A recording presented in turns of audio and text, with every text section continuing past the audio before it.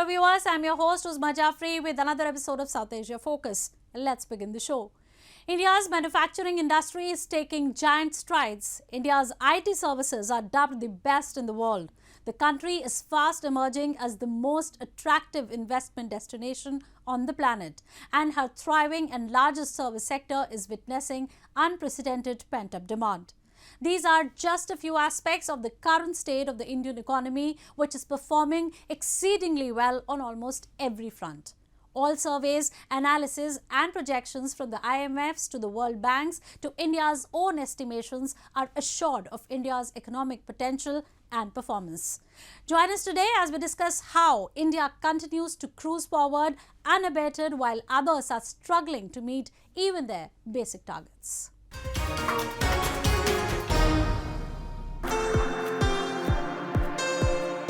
Apple Inc. CEO Tim Cook launched the first set of Apple retail stores in the Indian cities of Mumbai and New Delhi as the world's top tech brand set out to further establish its presence in the thriving and rapidly expanding Indian market. These are Apple's first retail locations in almost 5 years, since it opened its last full-fledged outlet in the Chinese capital, Beijing, in 2018. Apple's growing fascination with the Indian market is driven by both India's massive business potential and the growing economic capacity of her people.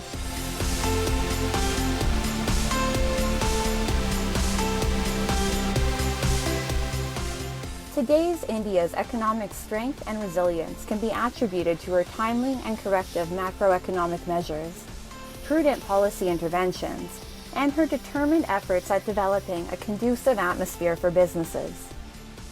It is the result of these endeavors that India has been hailed as a bright spot by renowned organizations and individuals across the world. The International Monetary Fund, in its recent outlook, predicted an annual growth rate of 5.9% for India, while keeping the global growth estimates at just 2.9%. The IMF has predicted a high-flying Indian performance in an otherwise discouraging outlook. We have a growth rate for India, which is 6.8 in 2022. Let's not forget, this is one of the bright spots in the global economy right now, such a high growth rate. And it is moderating down to 5.9 with a minus 0.2 revision compared to January. In a law-abiding atmosphere with transparency as a major component, almost every sector of the Indian economy is performing above par. India's Purchasing Managers Index, or PMI, an indicative marker of a country's economic performance in the manufacturing and service sectors, has risen to a 3-month high. In March, India's manufacturing PMI was at 56.4, which was much better than even the favorable market forecast of 55. Output rose the fastest since December. India has set the target of augmenting her manufacturing market to $1 trillion USD in a few years. Experts are extremely optimistic regarding India's manufacturing sector and predict that manufacturing will be the country's growth engine in the fourth industrial revolution. Now, with the new policy of China Plus One policy, India has become an attractive destination for manufacturing investment. Of course, we have competing countries like Vietnam and Bangladesh and other Middle East countries, but right now the effort is to provide an attractive environment for manufacturing, and I think we're on track to do that. India's thriving information technology sector, her commitment to transitioning to non-fossil fuel energy with an increasing number of entities shifting their operations to renewable sources, and her futuristic policies regarding artificial intelligence are not just helping her own growth, but are also fostering global efforts towards achieving better living standards for people world over. Global offshoring and digitalization have also given India an edge over her market competitors. India, especially under Prime Minister Narendra Modi's government, has focused on revising India's labor laws. the reformatory labor codes of 2020, which ensured multi-layered security for the Indian workforce, have added to the country's growth. Now the effort is to bring in everything into the formal sector. So through digital, through infrastructure, through finance, whatever way, whatever manufacturing, whatever work is being done in the economy to be brought into the formal sector. So definitely this coding of the labor laws. India's talented working age population is her biggest resource. India has prioritized upskilling around 400 million people to translate this talent into tangible growth for the country as a whole. Apart from the availability of highly skilled human resources at reasonable wages, an important factor responsible for drawing more investors to India is the Modi government's revolutionary reforms towards safeguarding investors' interests.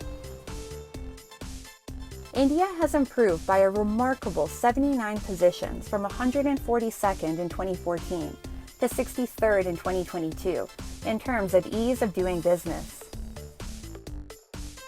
Policies that encourage investment rather than exploit it have fared extremely well for the Indian market, as both domestic and foreign investors are confident about putting their money in the Indian market. And nowadays we see a huge potential in the Indian market. India is really a very fast-growing country, full of opportunities. So I would say that the country needs infrastructure, needs, let's say, innovation, and most of this you are able to do on your own with very good companies, very good, let's say, entities coming up every day in the Indian market. India has also emerged as one of the major economies that has adapted and is working on technological innovation. India is working overtime to make up for what was deemed a missing piece in the country's economic model, a robust infrastructure. From expressways to dedicated freight corridors to new ports, India's infrastructure improvement plan is textbook. India has already increased the capital outlay for infrastructure by 33% in the ongoing fiscal year. Observers say the cumulative efforts towards strengthening the Indian economy will pay off in times to come. India, which is close to having a 3.5 trillion USD economy, is projected to double that number in the next 9 years. At a time when a precarious geopolitical climate, coupled with an intensifying fuel war, disrupted supply chains, and looming inflation is taking a crippling toll on global growth, India has stood out as a single bright spot. Moving on. Sri Lankans marked the 4th anniversary of the Easter bombings this week. People carried out peaceful marches and urged every stakeholder in the counter-terrorism drive to make efforts to bring the real culprits to justice, which they said was still at large. Sri Lankan authorities have detained over 200 suspects so far, but details associated with the investigation are not accessible to the public. People are miffed as successive Sri Lankan governments have failed to keep their promises of providing all forms of security to the Sri Lankan people.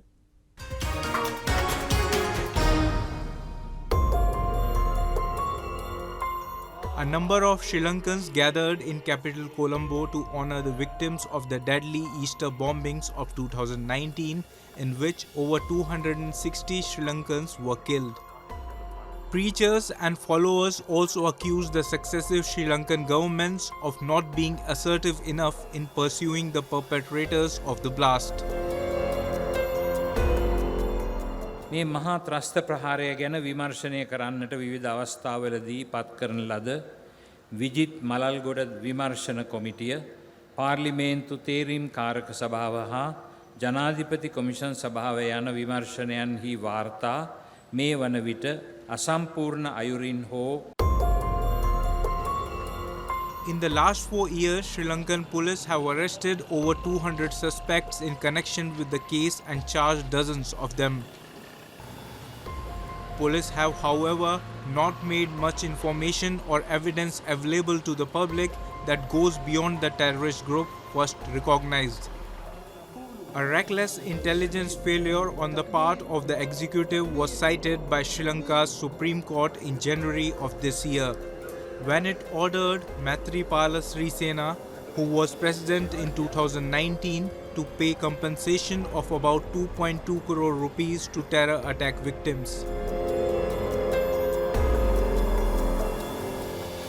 ප්‍රසිද්ධයට පත් කර තිබුණත් ඒවායේ ගම්‍යව ඇති ඇතැම් යෝජනා හා නිර්දේශ පිළිබඳව ජනතාව හරිහැටි දැනුවත් කිරීමටවත් පැවති හෝ පවතින රජයන් මේ වනතුරුත් ක්‍රියාත්මක වී නැත්තේ ඒ පිළිබඳව ඔවුනට කිසිදු වමනාවක් නොමැති නිසා හෝ එළිදරව් විය හැකි ඇතැම් දේ ඔවුන්ට ප්‍රශ්නයක් විය හැකි නිසා බව පැහැදිලිය. In 2019, the former president Gotabaya Rajapaksa, who had been overthrown by a popular rebellion after the island's economic collapse the previous year, came to power on a platform of enhancing national security and prosecuting those responsible for the Easter assaults. Ranil Wickremesinghe, the current president of the island, had even promised that he would rope in Scotland Yard to speed up the investigation. However, nothing tangible on that front has been achieved thus far. අපේ මොරගැසීම් දෙවියන්ට ඇහෙනවා යුක්තිය සාධාරණත්වය වෙනුවෙන් අපේ කාදිනල්තුමා ඇතුළු අපේ පූජක පක්ෂයේ සියලු දෙනාම කටයුතු කරගෙන යනවා ඒ වුණත් කියන්න දුකයි අද වනතුරා අපිට යුක්තියක් සාධාරණත්වයක් ඉෂ්ට වෙලා නැහැ. During Easter Sunday bombings, media reports suggested intelligence lapses, including a lack of information sharing between the country's intelligence agencies, the president and the prime minister. Experts believe that Colombo needs intelligence sharing with foreign partners to deal with challenges of this level, and the government is required to step up its operations in this regard. There are many others who also believe if the government doesn't take stern actions timely, then the banned radical outfits may create a terror hub in the island nation, which could have major implications for the southern Indian Ocean region.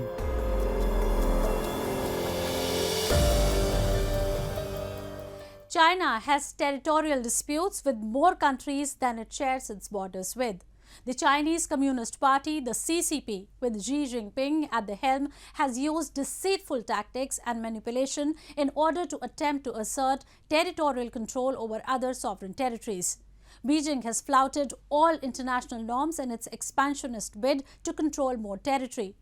Join us as we explore how China's long-standing modus operandi of usurping other nations' territory has become even more sinister and calculated, and why the world needs to intervene now more assertively than ever before. A strained Indo-Chinese relationship is witnessing a further plunge, courtesy of China's repeated illegal and provocative campaigns to alter the status quo along the line of actual control, the de facto border between the two nuclear-armed countries. Comically, but equally concerning, China has now staked claims on parts of India's northeastern state of Arunachal Pradesh, arguing that these locations were part of Greater Tibet. A desperate Beijing unilaterally renamed as many as 11 Indian locations, which included names of mountain peaks, rivers, and residential areas. This is not the first time that Beijing has employed such tactics. Previously, in 2017 and 2021, China's Civil Affairs Ministry had renamed other Indian locations, triggering another political confrontation. New Delhi called out China's expansionist plans then, and New Delhi is calling out China's expansionist plans now. ये पहली बार नहीं है कि China इस तरह के कोई attempt कर रहा है और हमने उसको खंडन किया था ऐसे अटेम्प्ट्स का. आपने जिक्र किया है अरुणाचल प्रदेश के बारे में. देखिए उसमें भी हमने कहा था कि अरुणाचल प्रदेश हमारे अभिन्न अंग है भारत का, और ये जो अपने नाम लगाना या फिर अपने इन्वेंटेड नेम्स हमने जो कहा था, उससे जो सिचुएशन है ग्राउंड में वो नहीं बदल सकता और रियलिटी नहीं बदल सकती है. China is aggressively trying to increase its influence in the Indo-Pacific region, which is home to nearly 65% of the world's population. According to the Observer Research Foundation, ORF, China's rise as an economic and military powerhouse has resulted in a tectonic shift in the power balance. ORF research indicates that managing the rise of a tactfully aggressive China will be critical for the safety, security, and stability of the Indo-Pacific. And while the majority of the countries in the Indo-Pacific region are now facing territorial conflicts with China, they find India, Australia, and Japan as emerging power centers who can both challenge and check China's ambitionist and expansionist plans. This region is under threat, which is China's domination. When we compare Asia Pacific and Indo-Pacific, we can find one feature. Indo-Pacific includes all countries which have the problem with China, especially the border problem. So that's why Indo-Pacific is more easier to identify how to deal with China. Indeed, Quad is a group of the great powers in the Indo-Pacific, except China. So that's why Indo-Pacific and Quad is one set. So to deal with China, this concept is needed. China's expansionist agenda was established in 2013 by President Xi Jinping with the launch of the Belt and Road Initiative, BRI. To date, 147 countries have signed on to BRI projects or indicated an interest in doing so. However, many of these countries are now concerned that China is using BRI funds to gain influence and control, and that they are falling into a debt trap. Beijing's expansionism is not only a threat to its neighbors, but the entire Indo-Pacific region and other countries. India's efforts to contain China will not only benefit India and her citizens, but the broader Indo-Pacific region as well. Time now for Asia This Week, the stories from across the continent.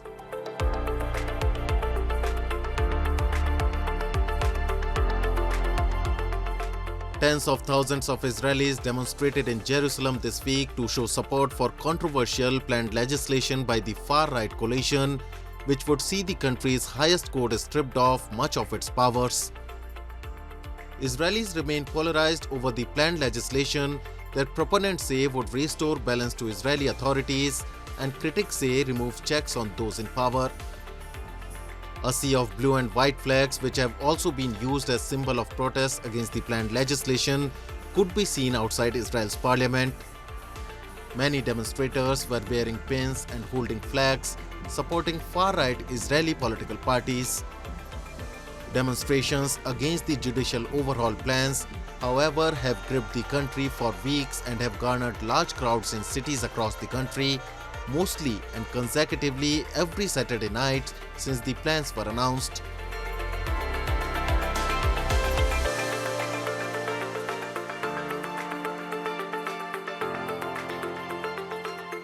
The Philippine Coast Guard released a footage showing its personnel being involved in confrontations with Chinese vessels in the South China Sea, the latest in a string of tense maritime interactions between the two countries. The incidents occurred as the Coast Guard undertook a week-long patrol in the strategic waterway and as Chinese Foreign Minister Qin Gang visited the Philippines last weekend on an official visit. The Coast Guard said that during the April 18 to April 24 mission, it identified more than 100 alleged Chinese maritime militia vessels, a People's Liberation Army Navy corvette class, and 2 China Coast Guard vessels within the Philippines' 200-mile exclusive economic zone. It added that one Chinese vessel carried out dangerous maneuvers at a distance of about 150 feet from a Philippine ship. 2 other ships exhibited aggressive tactics, posing a significant threat to the safety and security of the Philippine vessel and its crew.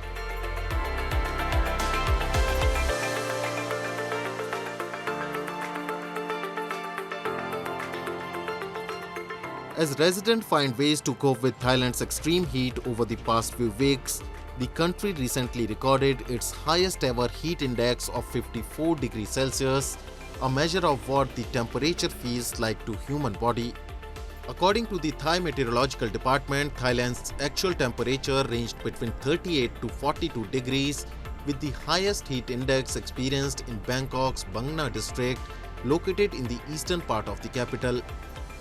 Thailand recently issued an extreme heat warning in Bangkok, warning people to be wary of the possibility of heat stroke due to the hot weather. The heat is expected to continue for the next 7 days, according to the Thailand's weather agency.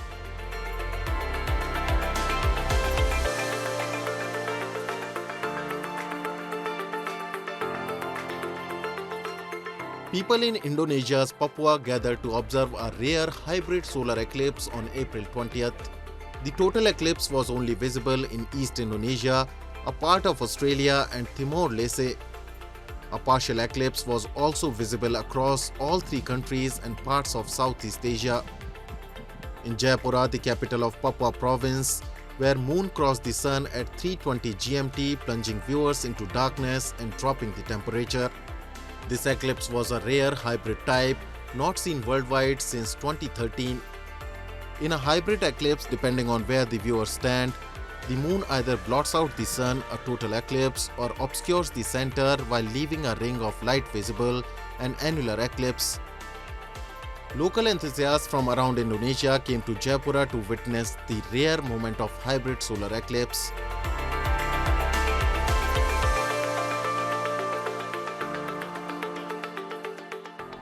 Muslims worldwide celebrated Eid al-Fitr and marked the end of Ramadan, the holy month of fasting. Beginning and ending with the new moon, Ramadan falls on the 9th month of the Arabic lunar calendar. Recently, the festival concluded amidst great festive fervor. Muslims across the world, a large section of whom observe fast and offer prayers every day during the holy month, welcomed the festival post the sighting of the crescent moon. These visuals are of daybreak, when in the early morning, devout Muslims offered prayers and marked the end of the holy month of Ramadan. Ramadan is the month of fasting from dawn to dusk. In this historical and symbolic monument known as Jama Masjid, Muslims performed the Salat al-Eid prayer, which means communion with God. Eid ul-Fitr is a time of celebration, and people all over India enjoyed this year's festivity with prayers, food and gatherings. एक ख़ास दिन होता है हमारे लिए, क्योंकि 29 दिन के बाद ये रोज़ा हमारे लिए ईद मिलती है, और इसके लिए हमने घर में इसके सिवैयाँ बनी है, शीर बनी है, और घर में तरह तरह के पकवान बने हुए हैं, और इस दिन को हम ख़ास सेलिब्रेट करते हैं। हमारे घर में तमाम लोग आते हैं, और साथ साथ मैं बताना चाहूँगा इसके अंदर हम लोग गले मिलते हैं, एक दूसरे से ईदी लेते हैं। Islamic country Pakistan celebrated Eid with great pomp. Thousands of people thronged the markets of Pakistan for Eid ul-Fitr shopping. The whole market was decorated with clothes, shoes and jewelry. People performed Eid prayers and thanked Allah for blessings. Imams lead Muslim worshippers on Eid and recite verses from Quran. People listen to him and follow his words. सबको शुभकामनाएं हैं, क्योंकि ये ईद का त्यौहार जो है ये एक भाईचारे का त्यौहार है, क्योंकि हमारा जो दीन है वो ये सिखाता है कि भाईचारे के अंदर ही कामयाबी है।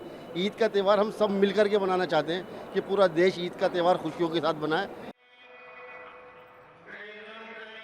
Every year, Muslims around the world anticipate the sighting of the new crescent moon that signifies the official first day of Ramadan, the 9th month of the Islamic calendar and the most sacred month in Islamic culture. During Ramadan, Muslims build a stronger relationship with the Almighty through fasting, selfless actions and prayers. Eid celebrations often include large feasts, gift giving and gatherings among family and friends. With that, we come to the end of this week's episode. See you next week. Goodbye and take care.